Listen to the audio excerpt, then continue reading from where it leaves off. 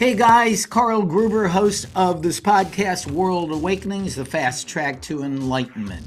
And I have a question for you. What would you do if you realized as a child that you already knew all the answers and the questions on an upcoming test at school? You'd be real popular with your friends. What would you do if you found out as an adult that you had the ability to channel and talk to dead people and help people find peace by meeting once again with their loved ones who have passed on? That's what we're going to find out here as we interview our guest today. And I'll tell you what, you ain't going to find nothing like this on network TV, only here on World Awakenings.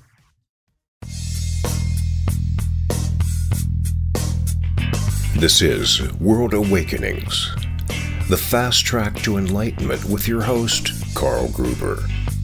World Awakenings is a podcast dedicated to opening your mind, your heart, and your eyes to the fact that the world's population is now, more than ever, awakening to all things spiritual, metaphysical, and enlightening, and just how they play an all-important role in our daily life.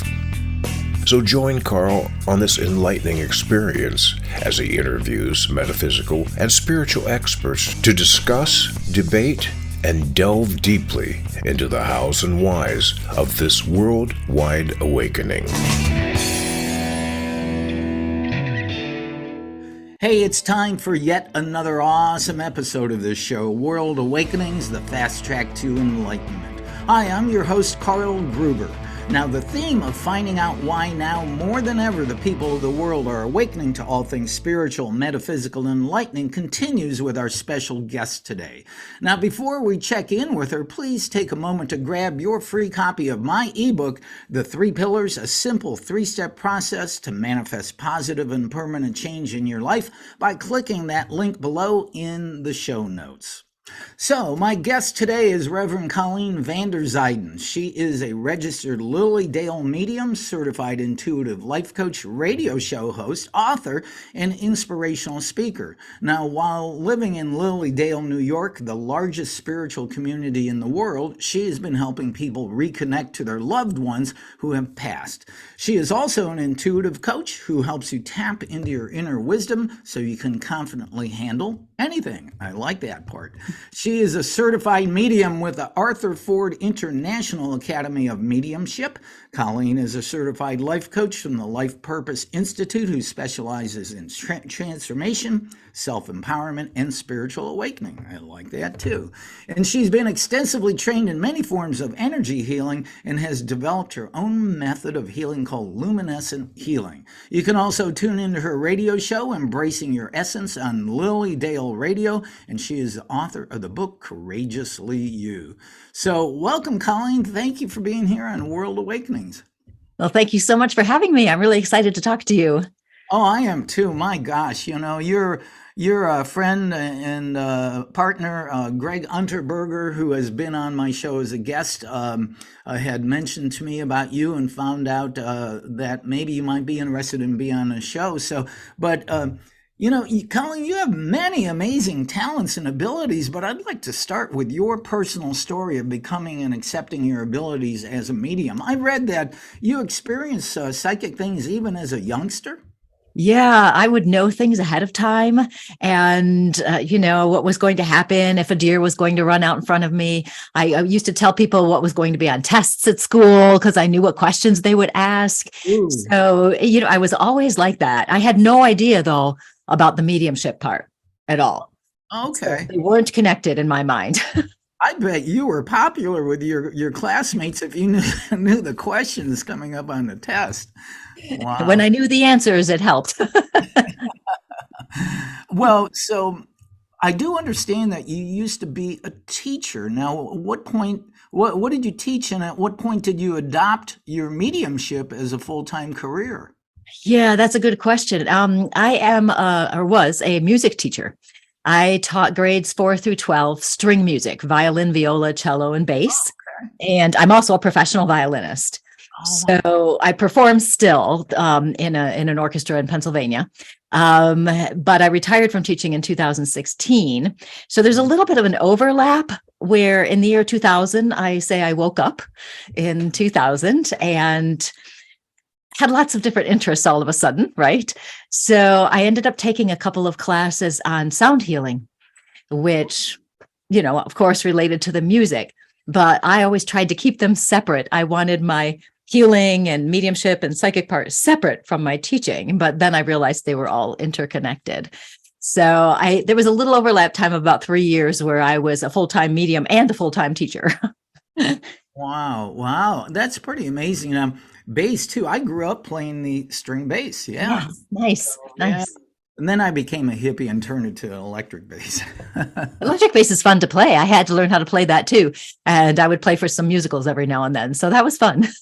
Yeah, it is a challenging instrument, as any are. But let's go back to you awakening, as you say, to your abilities as a medium and a life coach. I read a little bit about your experience with dowsing that came as a result of a barn that on your property that collapsed. That's kind of an unusual lead into mediumship and understanding metaphysical things. It certainly is. And actually, the first chapter of my book is something like my life changed after my barn collapsed, something like that, right? Yeah. So my barn collapsed in our yard, and there were electrical lines going there, and I was concerned they might be live. So, and then of course there'd be a fire or something. So I called an electrician who came to check the wires for me, but I thought he was going to use some kind of gadget, but instead he took out dowsing rods. And I said to him, "What are you doing?" And so he explained to me what he was doing, showed me how to do it. We used to get together and he'd teach me basically. And I got really into dowsing. So I went to a conference on dowsing, because there's conferences for everything these days. And while I was there, I took a class on inspirational automatic writing. And they were teaching us how to connect and channel messages through. And they used different objects to help us do this. So we would pick up an object. And the first thing I picked up was a leaf. And so I picked up this leaf and tried to get the message from the leaf and got nothing, just nothing, And so, of course, the teacher's at the end of this little part, she says, "Okay, what did you get?" And everybody's raising their hands, all excited that they got something. And I remember looking around and going, "You guys are all crazy. Like, are you just making this stuff up? You are so crazy." In retrospect, I could see, I'm looking back, and I go, "Oh my gosh, you were so judgmental," right? And that turned into judging myself. I'm so stupid. I can't even do this exercise, etc. So we did it again. And the next time I got a shell, and I love the beach. I love shells. So I relaxed into this more. And then I got a message came through, and I was just scribbling on the page as fast as I could to get this message out.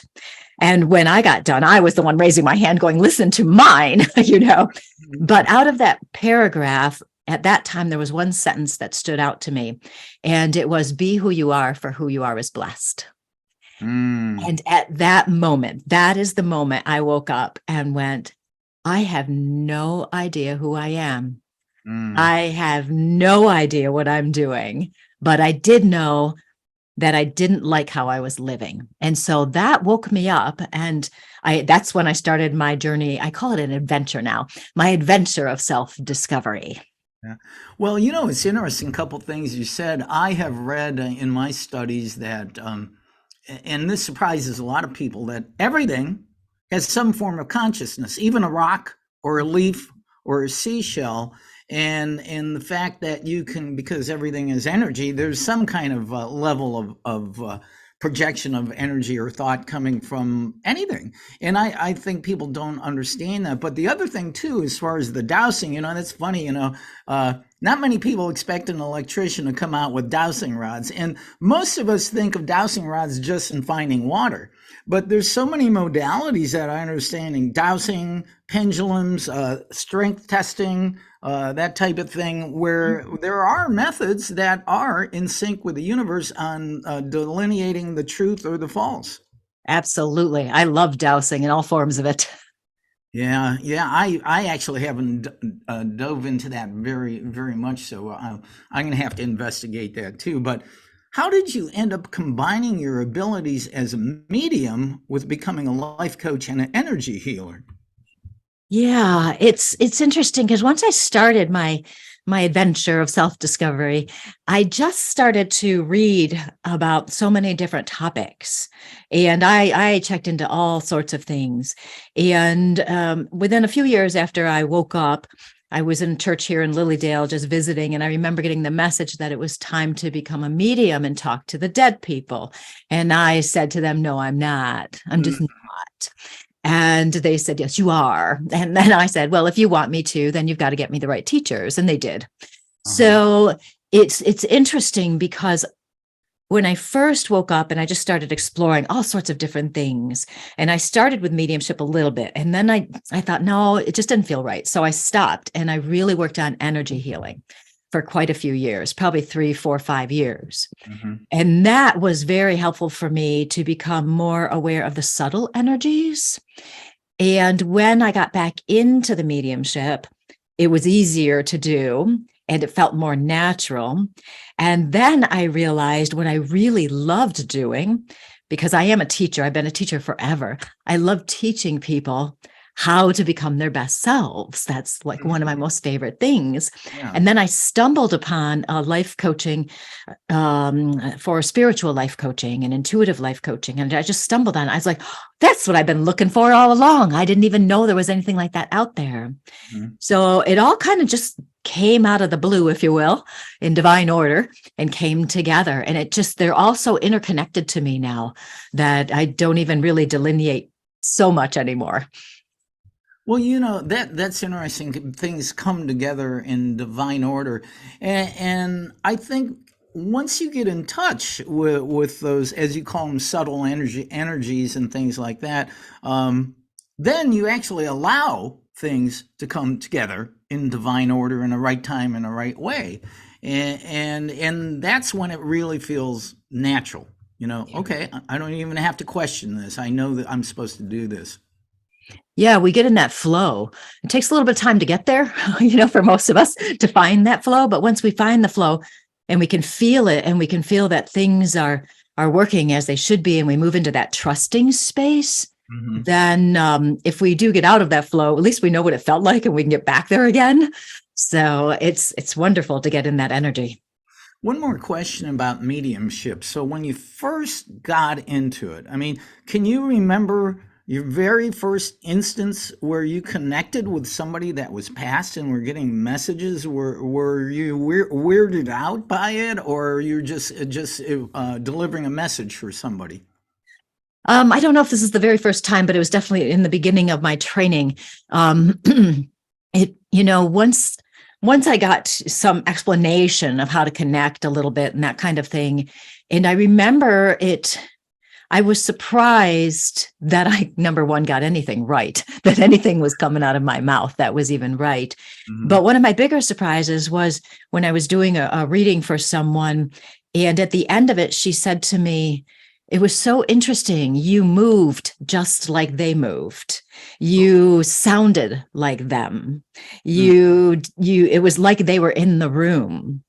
And I didn't realize at that moment that was a sign of mediumship, that the spirit was literally embodying my body. And that was kind of profound for me to kind of go, oh, and it took me a while to put it all together, that Spirit's not going to waste anything. They're not going to waste emotion, a word, anything. And I just needed to pay more attention. So even though it kind of flowed and was easy for me, I really consciously did not know what I was doing. Well, it almost sounds like a form of channeling. I have had many, many channels on this show, and even Maureen Allen, who is now officially known as Oracle Maureen Allen, she channels Kuan Yin, Buddha, Jesus, and Mother Mary, and she says when the being comes through her, it's pretty dramatic. She says it's almost like her soul has moved out of the way. Yours doesn't sound quite as dramatic, but in a way, you know, some of their voices will change and they can move like that. Yeah, very interesting. So, wow. And so one more question in regarding mediumship. This Arthur Ford International Academy of Mediumship, I mean, they can actually teach people I mean, do people who go there already have natural abilities, or if you go there and you feel like a blank slate, they can actually teach you to do it? It's, well, the belief system that most of us have is that everyone has the ability to be a medium, and that some may be more naturally inclined than others. But if there is an interest in it, that you can certainly develop these skills and abilities. I found that so much of the mediumship is that getting out of our way and healing ourselves of our own issues or stereotypes and assumptions. And it's so much is that self-growth and self-development, being willing to learn things differently. So, and it is interesting is when you think about teaching mediumship, like, how do you teach that, right? So they can give you techniques to help you connect, but really it comes down to practicing it as much as possible and being able to move yourself into that space on demand, whether it's even with prayer or meditation. And I only bring this up because I think your husband Greg even talked about this. Edgar Cayce was one of the big influences on people in channeling and mediumship, and Dolores Cannon, of course, who followed in his footsteps. I don't know if you ever studied them. I didn't study, well, I haven't studied them officially or anything like that, but I've done a lot of reading. Yeah, pretty amazing area. So let's go back to more your study in healing modalities. What is this luminescent healing modality that you've created? It's basically just simply bringing in the light, as much of the high vibration of the light as possible. I studied, I don't even know how many different forms of energy healing or spiritual healing. And I recognized that really they're all the same thing. You're bringing through the divine healing energy. And the different modalities, what's the word I want to use? They appeal to certain people, So if I'm doing a sound healing session with someone, they can understand the concept that if our body is not well for whatever reason, that our vibration could be off and that we can use the vibration of sound to readjust it. So that makes sense to some people. It's more scientifically based in their mind. It's the same thing if I just move my hand near them or use my mind. It's the same thing, but for some people, they need certain modalities. So the different modalities are just another way to reach more people.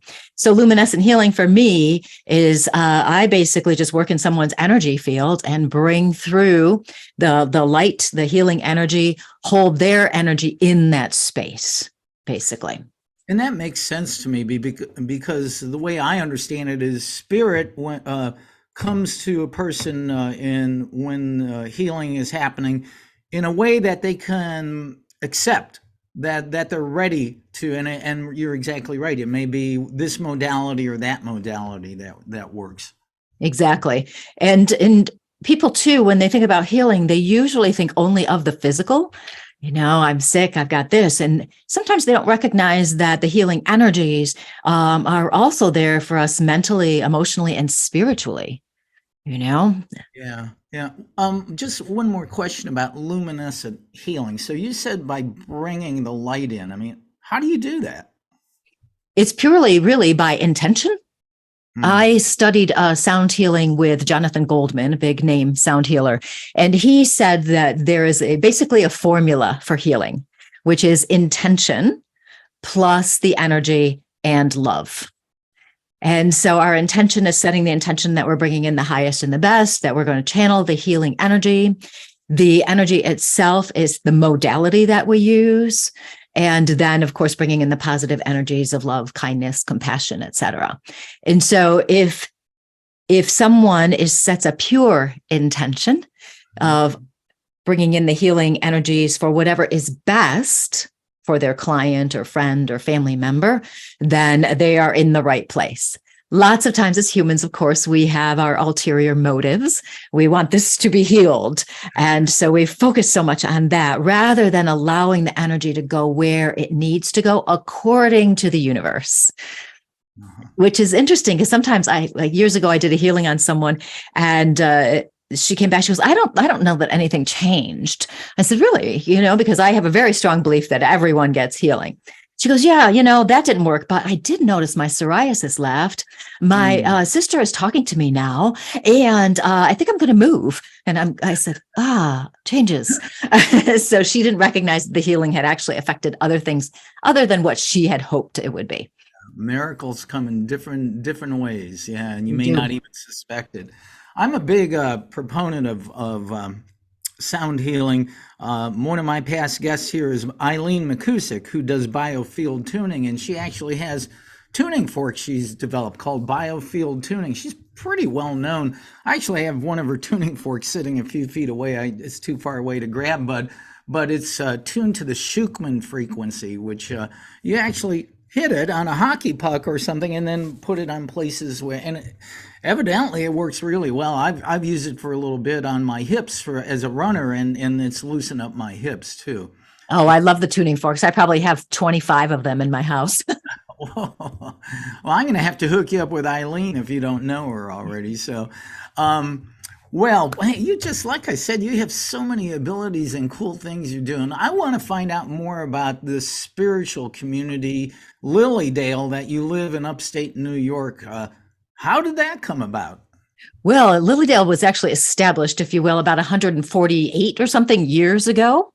And it started as a camp where people just came together to practice the religion of spiritualism.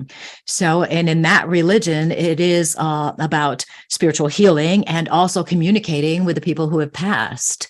And so that's been going here for a long time.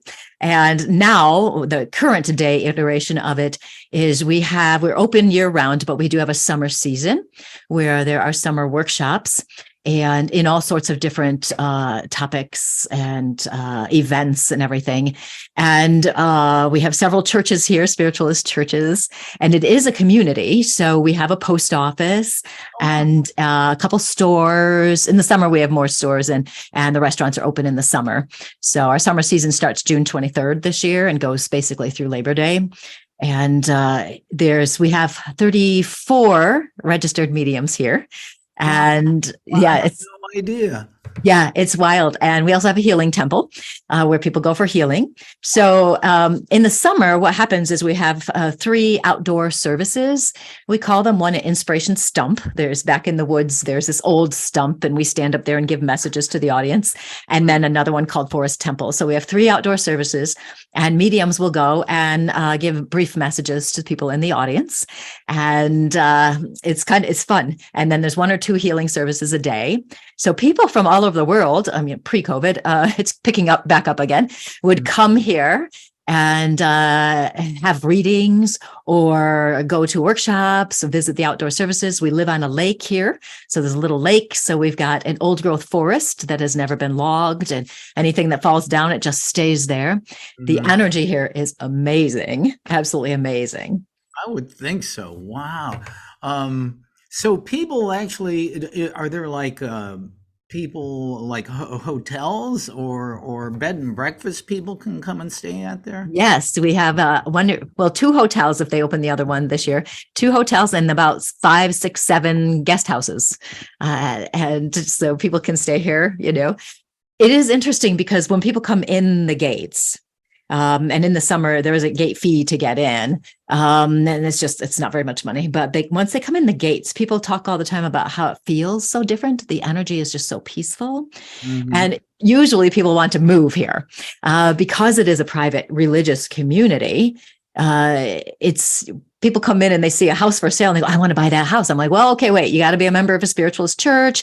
Then you got to be a member of Lilydale Assembly, which is the group that owns everything here. It's just a bunch of us who are together. And then you got to pay cash for your house too, because we can't have a mortgage. So people, they are really drawn to this place. It's magical.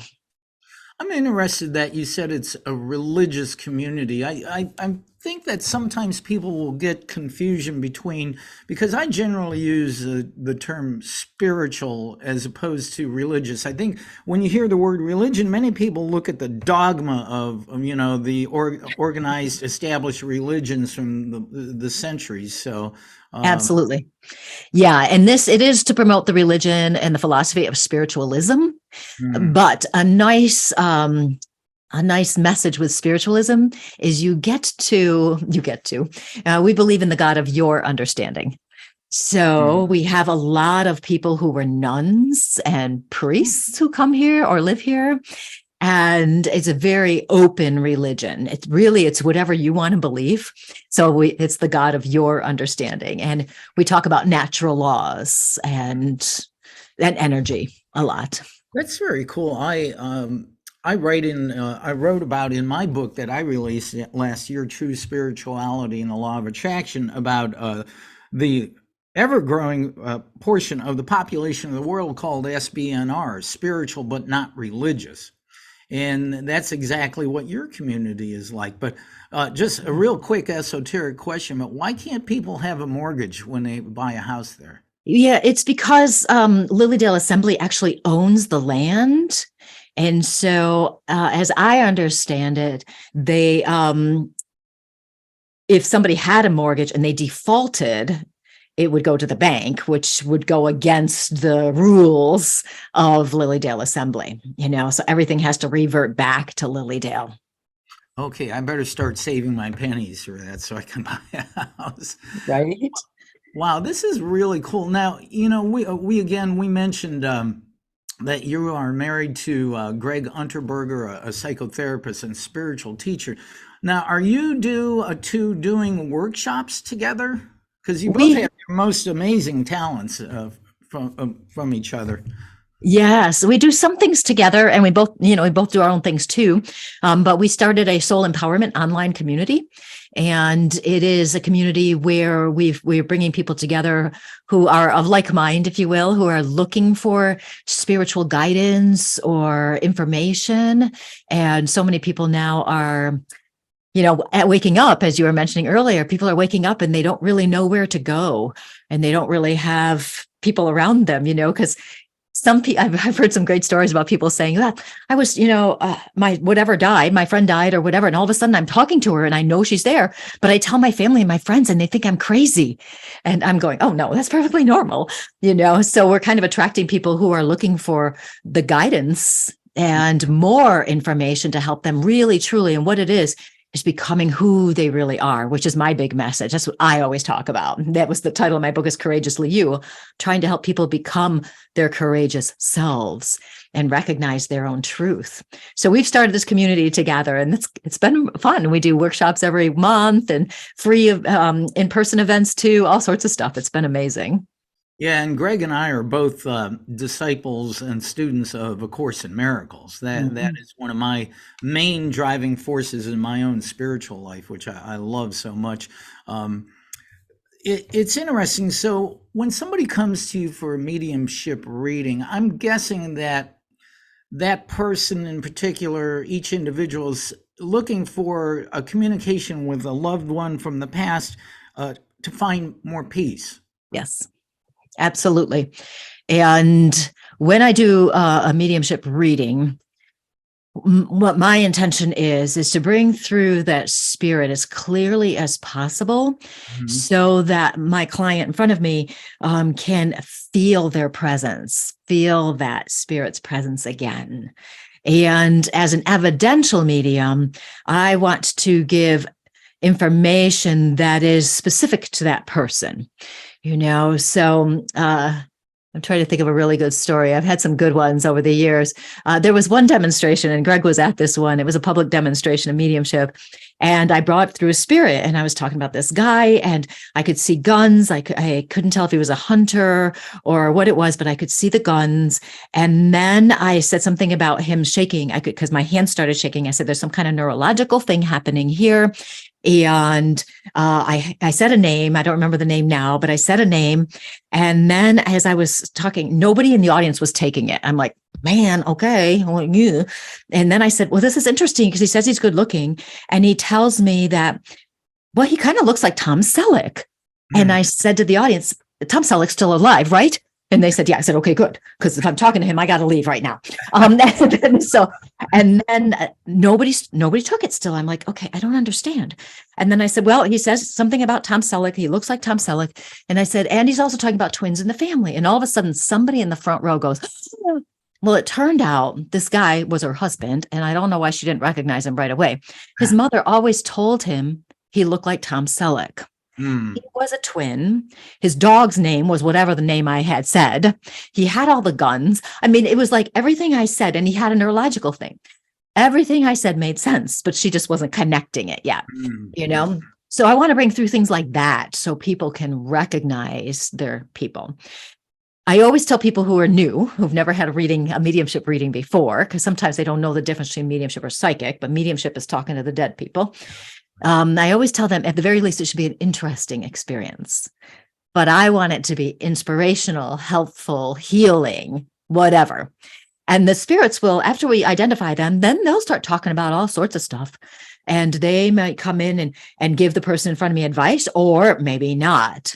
Maybe they'll just talk about the good old times, or maybe they'll apologize. Mm-hmm. So I never know where a reading is going to go because every single one is different. Have you ever had a medium reading where there was a negative energy or a negative spirit that came in and kind of freaked you out? I haven't had what I might call evil spirits come in, but I have had, and I call them jerks come in. And I was doing a reading with somebody, and her mother-in-law was there, came through. And I was like, well, she was really mean, and she was critical of you, and this and this and this and this. And she goes, yep, that's definitely my mother-in-law. And then I stopped and I went, oh, she's not going to apologize, which is abnormal. You know, I could probably count on one hand how many spirits have come in who are still a jerk. And in that case, and then I felt bad for her because here I went on, you know, and I'm thinking, okay, she's going to apologize. And the lady, she's not apologizing. She still didn't like that lady in front of her. I said, I am so sorry she's not apologizing. She goes, that sounds like her. And I was like, okay. And usually if I get somebody who's a jerk, I try to get rid of them pretty quickly because Yeah. That's interesting. Now, are you able to sometimes in some of these readings, are you able to help the one who's passed themselves settle their own issues? My understanding is some people, when they pass, they get stuck like in a Netherland where they might not even realize that they're dead yet, or that type of thing. I haven't yet experienced that, where they're in a place that's not there, not in heaven yet, to label it. I haven't experienced that. I have experienced spirits who come through and their energy is really intense. Mm-hmm. And it's so much of it is concern for the person in front of me, wanting to make sure they get the message. And it's not, and what I've learned over the years is that the spirits on the other side don't necessarily have the human emotions like we would have them. You know, people sometimes say, do they miss me? I'm like, why? How could they miss you? They're right here. You know, they don't miss you. They're right next to you. You know, so we want to attribute some of those human emotions to them, but they don't really have it. But I've recognized when I get that intense energy, they just want to make sure the information is coming through. And I have noticed sometimes when the person in front of me accepts an apology or really they get to really communicate and feel better about it, that the spirit will kind of calm down. They just feel, okay, it's good now. I've done what I was supposed to do. And so I do feel that. So. Wow, what an interesting ability you have. I'm sure you've helped so many people by doing that. Wow. You know, I mentioned this in the bio that you have a book called Courageously You. How did that come about and why did you write it? I'll show it to you. Here it is. Yes. You know, it's interesting. I had said for years I wanted to write a book to help people, but I didn't know what I wanted to write about. And then I started doing radio shows about 7-8 years ago. So I had all these topics I had to come up with every week. And as I did that, I started to compile them. And then one day I finally realized that's what it is. That's what I want to do. Part of my journey, my self-adventure path there, as I was learning about myself and I was exploring the things that interested me, all of a sudden, years into this, probably 7 years into this, I realized I had compiled and created strategies to help me feel better when something happened that I didn't like. And I recognized, because part of my adventure was recognizing that I was responsible for how I felt. So if something happened, I would go, okay, what can I do to feel better and not be stuck in this energy anymore? And when I realized I had made these strategies or compiled them from other places, I recognized that this was what my book was going to be. And I ended up calling them magical mind games, because you know how, yeah, you know how we have mind games and our mind plays games with us. So these are magical mind games that we intentionally use to get our mind in a different place. So we're feeling more empowered and we're not stuck in whatever is happening. And as I started finally writing the book, the first couple attempts didn't go anywhere, and they were really, really bad. And then eventually I figured out how I needed to do it, to make it work. And so my goal with the book is to have it be a reference for people. Mm-hmm. So you read through it and you recognize the different magical mind games you can use for certain situations. And then later when something happens, you just kind of flip through the book again and go, okay, that's the one I need. And it helps us get out of our head and we feel more empowered, and we feel like ourselves, which is the point, to be yourself as much as possible. Isn't it a beautiful an epiphany, a realization that when you realize that you actually have the power to pull yourself out of the doldrums of feeling bad, and it rests on your choice, your decision. Oh, wait, I have the power to make myself feel better right now. I think that's a really freeing feeling. It really is. And the first chapter is actually, I choose as my first magical mind game. I choose. So I am choosing all of the time. And when we start recognizing that we are, because how many times people say, well, I can't change it. It's like, why not? Why can't you change it? You don't like it. So why can't you change something? There's something you can change, and people don't realize it. I've had so many people contact me and say, I can't believe it. After the first chapter, I went, oh, and it's so simple. Really, but until we get it, we don't know. So it's fun when we get it. Do you realize that if one of your readers has a reaction like that, you succeeded in your mission in writing the book? I love it. Yeah, I love it. That's great. But, even A Course in Miracles states over and over and over and over again that in any moment, we only have two choices. You can choose either for the ego or for spirit. Ego is the wrong-minded choice. Spirit is the right-minded choice. And again, the realization that you can do that, to choose to be right-minded, to choose in your happy, healthy, loving, peaceful, wonderful place. It's awesome. Yeah, good for you with that book. That is great. It's fun. It's been fun. Well, the other thing that I'm really curious about is, since I am former radio disc jockey for over 2 decades, you have a radio show called Embracing Your Essence. How did that come into being? Well, I was contacted first with A1R Psychic Radio. I don't know if you've heard of it, but they have a lot of shows. They're based out of, I think, North Carolina, international shows. And so they contacted me in 2015 and asked if I wanted to do a show with them. But I was still teaching, and I was like, I don't have time to add one more thing to my life right now. So contact me again. And then I forgot about it. And they got back to me a year later. And so I started doing a show with them called Creating Your Inspired Life. And I would give, little coaching tips, and then do psychic and mediumship readings, the rest of it. So after that, I did that for, quite a while, actually. And then someone here in Lilydale was helping Lilydale kind of get things going a little bit differently, and thought we should have radio shows. So I was asked to do that show there. So I've been doing my Embracing Your Essence show for, 4 or 5 years, something like that. And it's been fun because I use it as teaching. I definitely use it as teaching, or do mini soul readings or something. So when you say radio show, is that actually over the air radio where somebody tunes into a radio receiver? No, they call it a radio show here. It's on Blog Talk Radio, and I also do it on Facebook Live every Tuesday night, most Tuesday nights. Radio show / podcast, really. Exactly. Yeah. Exactly. Wow, that is cool. And wow, 7 years of doing it. That's a lot too. And I did see one of your episodes that you did, and you have a lot of very cool stuff to share on that. So again, if people do want to tune into Embracing Your Essence, how do they find it? On Facebook, Tuesday at 8 p.m. on my Facebook page, which is Colleen Vanderzyden, medium and intuitive life coach. If you get to Colleen Vanders, I should pop up.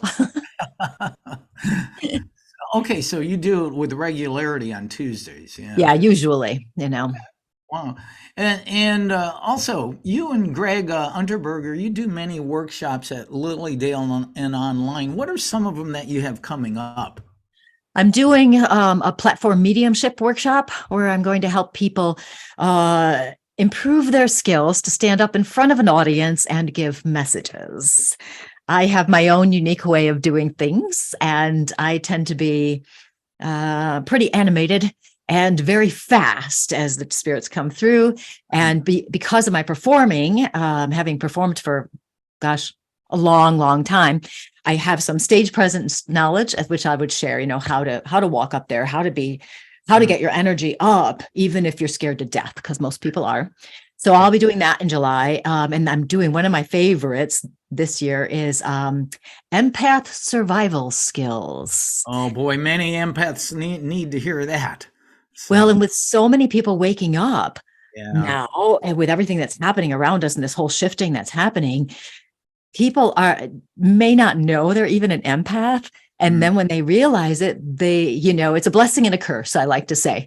It's a blessing because you feel, and that's how you live, and that's how you're going to enjoy your life. But it's a curse because you feel, and it can really get you. So I help people understand their empathic abilities and how to use them better, and how to protect their energy, and also explain about the attraction that empaths and narcissists have, and how to avoid and heal from the narcissist relationship that every empath seems to have. Wow, I've talked many times on this show about empaths, and many empaths think it's their job to take on everybody else's emotion. And one of my friends who's very empathic says that sometimes at the end of the day he gets home and he just walks in and falls face first on the couch because he's exhausted from dealing with other people's emotions and taking it on. Oh yeah, and there are strategies that people can use, like energetic strategies, to protect their energy. I'm an empath, major, huge empath, of course. And the more I work in these realms, the more empathic I'm becoming. And I have to be very careful about where I use my energy and how I use my energy. Drives Greg crazy because we go to watch a movie and he's going, okay, we can't watch that one for you. Can't watch that one. Can't watch that one. I'm like, what Disney one is on? And even sometimes on a Disney one, I have to stop because it's too much. So, but there are strategies. And if people know they're an empath, like, I would not want to live like your friend and be sucking up all that energy and be affected like that. Yeah, if you're watching, and at the end of the day, just turn on some Three Stooges on YouTube. Right. Well, this is great. We've been talking to Colleen Vanderzyden, an amazing medium and radio show host and author and healer, and just incredible stuff. Everything you do is so beautiful. Living in Lilydale Spiritual Community in upstate New York. What is the best way that people can connect to you? What's your website, etc.? My website is ColleenVanderzyden.com. And sometimes that, lots of letters right there. So it's also BeCourageouslyYou.com. Same thing, BeCourageouslyYou.com. It'll take you right to my website. Now, can people work one-on-one with you? Yes. Yeah. I have an online scheduler on my website and people can make appointments right there. And I offer different appointments. I have my mediumship readings, which are the evidential mediumship talking to the dead people. And then I also do soul readings where I read someone's soul and the qualities they came in with and how their life experiences are related to their soul qualities. So, for example, if someone is a very giving person, they have probably had to learn how to establish boundaries. And so I'll talk about that. And then we talk about their lives. And then I have a guide who works with me.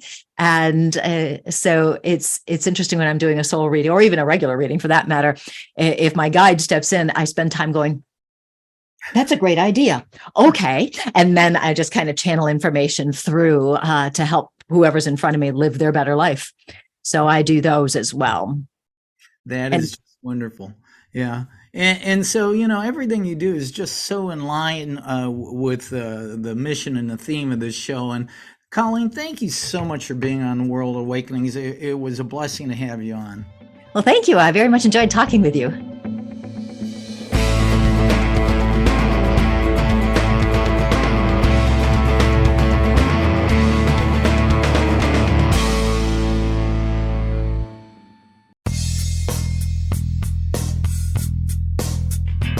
This has been another episode of World Awakenings, the fast track to enlightenment with host Carl Gruber, a certified law of attraction life coach. We welcome you to tune in to each and every episode of World Awakenings as we open your mind, your heart, and your eyes to the fact that the world's population is now, more than ever, awakening to the truth of all things spiritual, metaphysical, and enlightening, and just how much they play an all-important role in our moment-to-moment daily life. Much love and light to you, my friend, and thank you for tuning into World Awakenings.